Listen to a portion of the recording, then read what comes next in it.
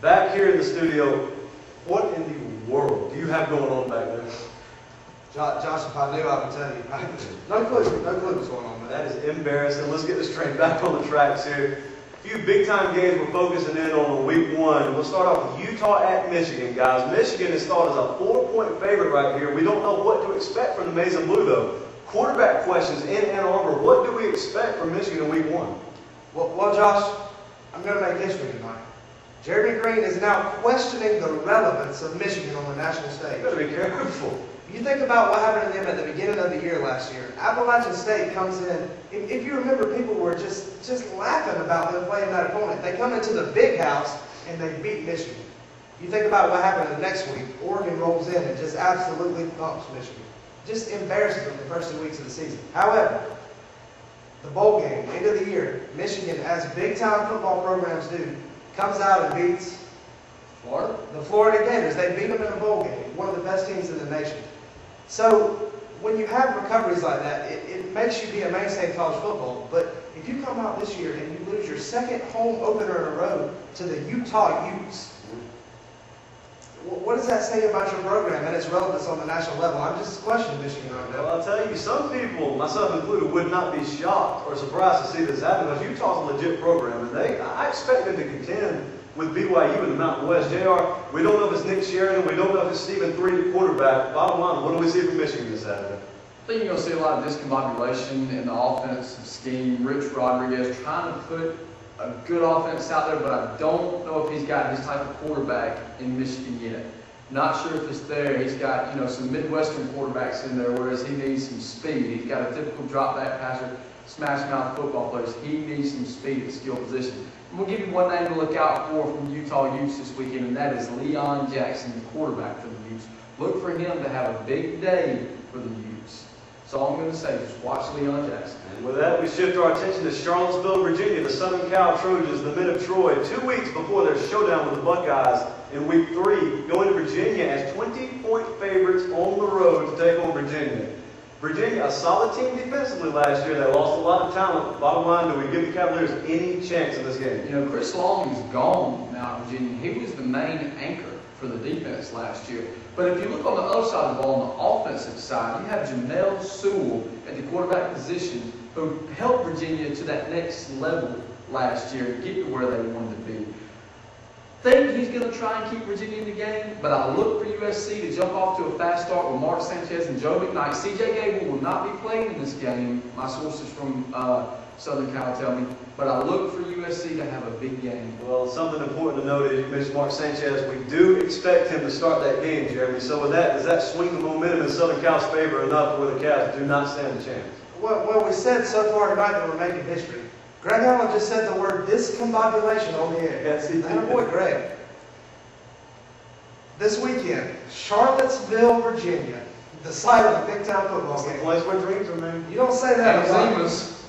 I'm going to go ahead and put it out there. This weekend, USC goes to Virginia. Virginia, we can joke about it all we want to. Made huge strides last year in becoming a relevant football program. Virginia fans are going to be out there. They're going to be wearing their ascots. The Zima will be flowing. Virginia makes this a game. I'm not going to give it away yet, but I'm really looking towards that game. The Virginia Cavaliers. Me, Josh Payne, Greg Allen, and Carruthers will be sitting around watching it. We'll see what happens. I'm not sure if Virginia quite has the speed at USC, though, especially on the defensive side of the ball with Joe McKnight. I mean, who's going to catch him? Well, when you think about college football, and this can apply to every game we're talking about, momentum is so huge in the college game. You've got young kids, you've got a lot of parity, you've got great athletes all over the field. Momentum swinging one way, one possession, one key turnover could make it a ball game out in Charlottesville. You better hope somebody in Charlottesville spikes USC's Gatorade with a few Zimas.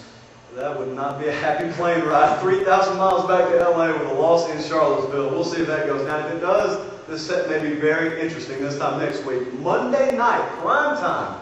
Tennessee heads out to California for the second straight year to open their season, this time at UCLA. Guys, Rick Neuhausen takes over first game with the Bruins. What do we see in this game? I said in our opening I was very interested to see how he was going to fare. He's going up against a big-time SEC opponent who was in the SEC championship game last year.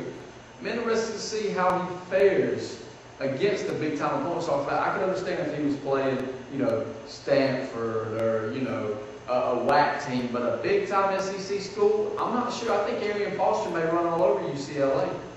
Well, when you think about Rick Newhouse, he's one of the biggest stories in the offseason in college football. The hometown boy, won a Rose Bowl with that school. Just a loved guy out there. Young, charismatic football coach. But what you have is a hungry SEC team. You remember what happened in Tennessee last year? Yes, cannot happen 2 years in a row. And if you don't believe me, ask the people in Knoxville. I mean, you've already got Philip Fulmer. People are a little upset with that situation out there. So you've got Rocky Top packing up and going all the way out to LA.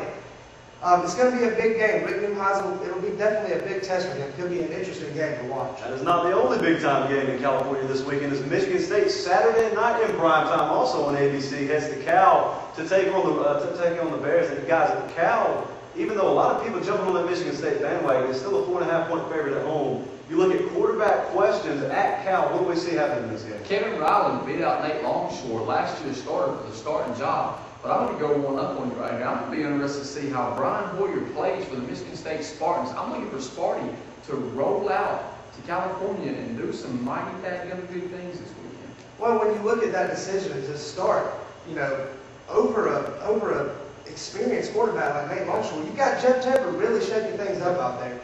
You got a lot of people unhappy, but what you need is open competition on the football team.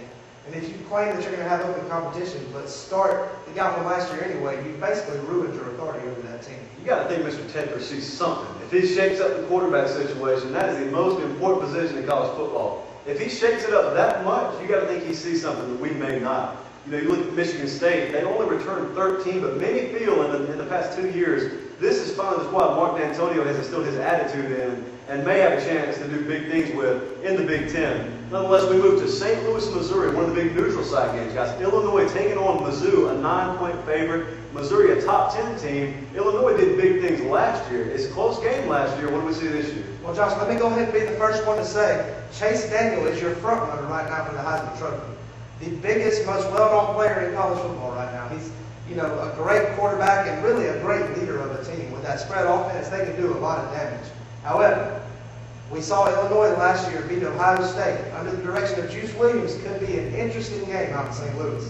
I think this game is going to be a high-scoring game. Neither team doesn't have a great defense. I'm looking for it to be a high-scoring game.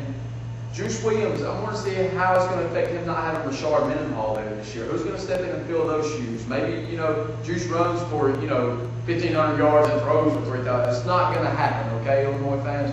Let's not put all our eggs in that basket. I think Chase Daniels has a big game. It's going to be a high-scoring game. I think Missouri's going to have his hands full for a minute, but then they pull away late. Over and under 60. I'm going over. I'm definitely going over it. Greg, let's not offend all three of the Illinois football fans out there watching our show tonight. I'm thinking a 44 to 40 type game. I mean, not much defense in this game. His name is Jeremy Green. All you Fighting Illini fans, guys. Hey, let's just tip our cap to teams like Illinois and Mizzou who are willing to step out on a limb and play big time games in Week 1 to actually give us something to talk about. We'll also talk about Bama Clemson, our spotlight game coming up, as well as more picks from the staff here at College Game Week.